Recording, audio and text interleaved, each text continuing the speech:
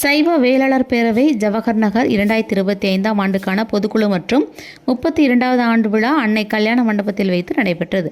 இப்பொதுக்குழு கூட்டத்தில் தலைவர் சங்கரன் தலைமையேற்று தலைமை உரையாற்றினார். இணைச் செயலாளர் கார்த்திகேயன் வரவேற்புரையாற்றினார். 2024-25ஆம் ஆண்டின் வரவு செலவு அறிக்கை பொருளாளர் செந்தில்குமார் வாசித்து ஒப்புதல் வழங்கப்பட்டது.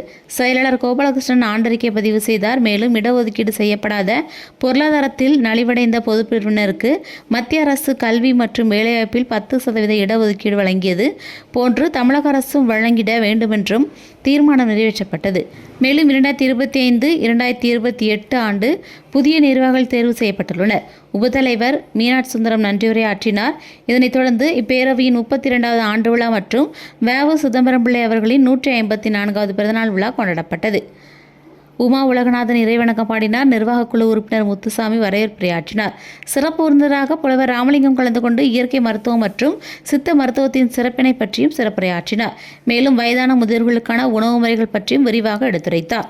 பின்னர் 10 மற்றும் 12ஆம் வகுப்பில் அதிக மதிப்பெண்கள் பெற்ற உறுப்பினர்களின் குழந்தைகளுக்கு பரிசுகள் வழங்கி வழங்கப்பட்டது. தொடர்ந்து உறுப்பினர்கள் குழந்தைகளுக்கு தேவாரம் போட்டி, திருக்குறள் போட்டி, பேச்சு போட்டி, நடன போட்டி ஆகிய போட்டிகள் நடத்தப்பட்டு பரிசுகள் வழங்கப்பட்டன.